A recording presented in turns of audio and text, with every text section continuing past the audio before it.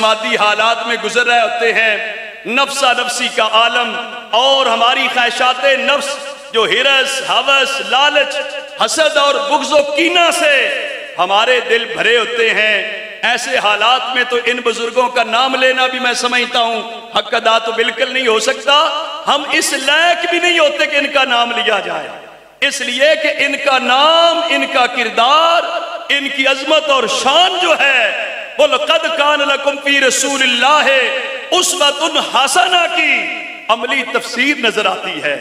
حضرت امام ربانی مجدد الفسانی شیخ احمد سرندی فاروقی رحمت اللہ علیہ کا بھی آج یہ عرس منایا جا رہا ہے، تو شہر مشرق علامہ ڈاکٹر اقبال انہی کی طرف جو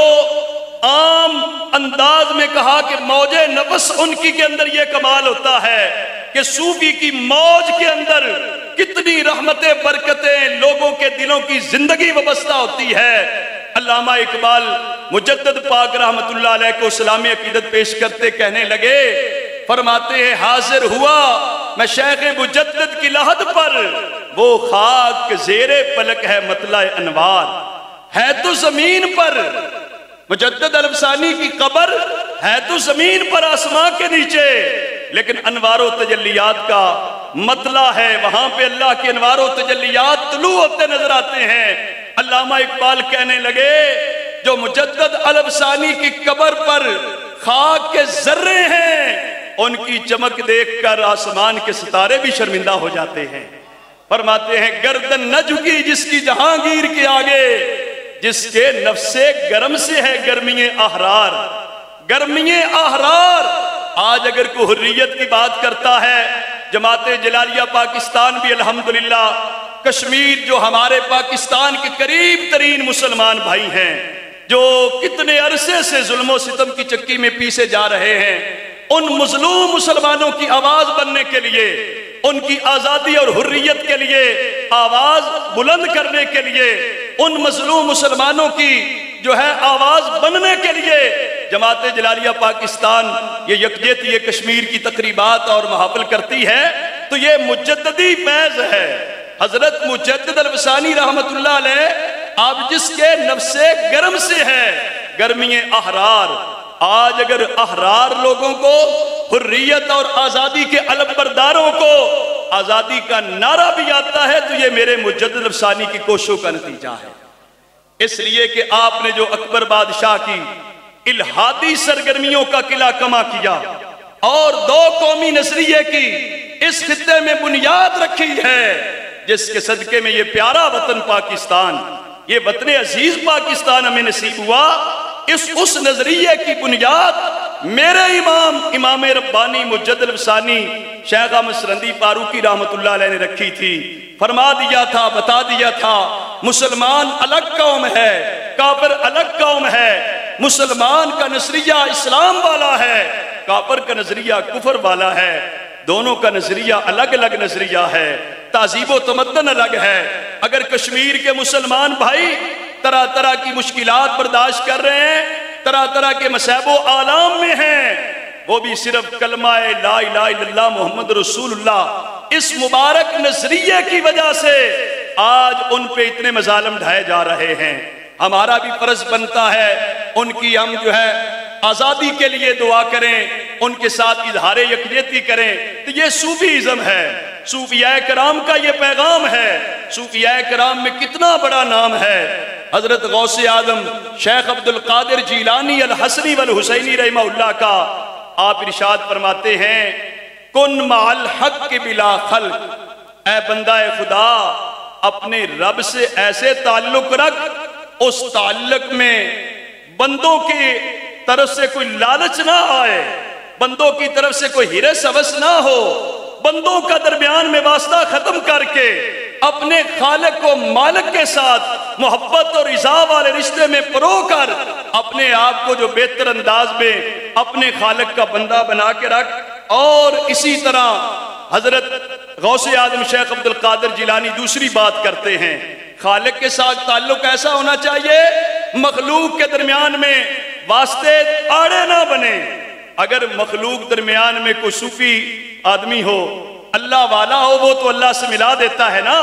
اس کی بات نہیں ہے، دنیاوی مفادات درمیان میں حائل نہ ہو جائیں، خالق کے ساتھ اپنا خلوص کا تعلق، محبت کا تعلق رکھے۔ اور فرماتے ہیں وَمَعَ الْخَلْقِ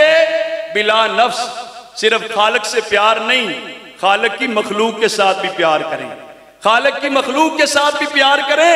اور مخلوق کے ساتھ جو پیار ہونا چاہیے اس میں پھر ذاتی اغراض نہیں ہونی چاہیے، ذاتی مفادات نہیں ہونی چاہیے، اپنا لالچ نہیں ہونا چاہیے، خلوص کے ساتھ دوسرے مسلمان بھائی کی خیر خواہی کرنی چاہیے۔ یہ حضرت سیدنا غوث اعظم شیخ عبد القادر جیلانی رحمہ اللہ، یہی سبق ہمیں حضرات مشایخ بکھی شریف رحمۃ اللہ علیہم سے ملا ہے۔ آپ فرماتے ہیں خالق اور مخلوق دونوں کے ساتھ اپنا معاملہ درست رکھا جائے، خالق کے ساتھ بھی مخلوق کے ساتھ بھی۔ یہ افکار صوفیہ کانفرنس کا پیغام ہے کہ ہمیں اپنے خالق کے ساتھ بھی تعلق مستحکم اور مضبوط کرنا ہے، اور اللہ کی مخلوق کے ساتھ بھی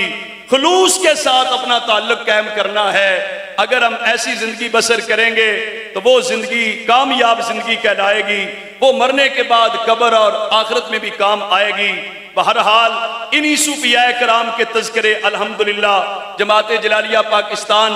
اس لیے کرتی ہے تاکہ معاشرے کے تمام طبقات اس سے فیض یاب ہو جائیں، باہمی رنجشیں ختم ہو جائیں، لڑائیاں جھگڑے ختم ہو جائیں، فتنہ فساد دم توڑ جائے، محبتوں الفتوں کے چراغ روشن کر دیے جائیں معاشرے میں، ہر آدمی ایک بھوکے کو کھانا کھلا کر خوش ہو،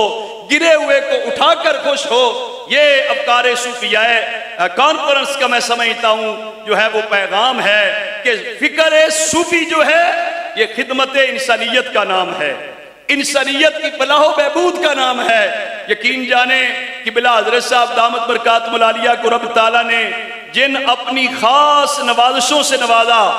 یہ جب کرونا وائرس عروج پہ آیا، مسائل بنے، لوگوں کے مشکلات بنی،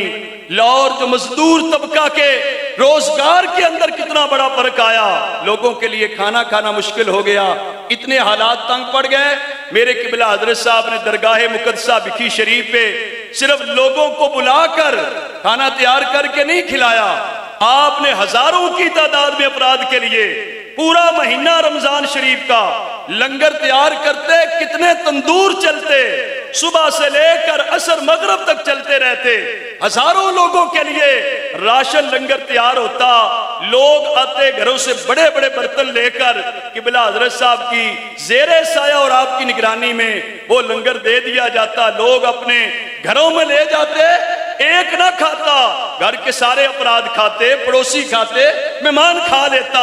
آپ اندازہ تو کریں، جس کو پکا پکایا کھانا مل جائے اور پورے افراد خانہ کے لیے مل جائے، مشکل حالات میں مل جائے، تو اس کے لیے اور کیا چاہیے۔ یہ ہمارے قبلہ حضرت صاحب دامت برکاتہم العالیہ کی سوچ ہے کہ جو صوفیاء کرام نے حقیقی طور پر پیار اور الفت بانٹا ہے، آپ اس پیار اور الفت کے تحت لوگوں کی راہبری کرتے ہیں۔ ہم اس موضوع کی طرف نہیں جانا چاہتے کہ سوشل میڈیا پہ لوگ کیا کرتے ہیں، کیا کہتے ہیں۔ میں تو سمجھتا ہوں، میں تو اپنے جامعہ میں پڑھنے والے طالب علم تخصص بالفقہ کے بڑے نوجوان فاضل اور عالم ہوتے ہیں، باقاعدہ ان سے پوچھتا ہوں کوئی سوشل میڈیا پہ کوئی منفی سرگرمی تو نہیں کرتا میرے دارالعلوم میں پڑھنے والا؟ مجھے بتایا جاتا ہے کہ اللہ کی مہربانی سے منفی سرگرمیوں میں ملوث نہیں ہوتے۔ ہمیں مثبت راستے کی طرف چلنا ہے، ہم نے اپنا فریضہ سر انجام دینا ہے۔ وہ تبھی ہو سکتا ہے دل کے اندر خلوص ہو، دل کے اندر درد ہو، بندہ اس پاک دھرتی کو اپنی ماں دھرتی کہہ کر اس کے ساتھ اپنا پیار کرے کہ ہم نے وطن عزیز پاکستان کے اندر کچھ کرنا ہے، اپنے حصے کا کردار ادا کرنا ہے کہ پاک وطن ہمارے بزرگوں نے، اولیاء کرام نے، صوفیاء اعظام نے یہ بنایا تھا۔ اگر ہم اس کو لڑائی کی، جھگڑے کی، ضد اور انانیت کی بھینٹ چڑھا دیں گے تو پھر وطن عزیز کے ساتھ خلوص پیار نہیں رہے گا۔ اس لیے الحمدللہ یہ صوفی فکر جو ہے یہ بڑی خالص فکر ہوتی ہے، سچی فکر ہوتی ہے، صاف اور شفاف فکر ہوتی ہے، یہ معاشرے کے ہر فرد کے لیے ضروری ہوتی ہے۔ تو لہذا ہمیں چاہیے کہ ہم خیر خواہی کے جذبات کے ساتھ آگے بڑھیں۔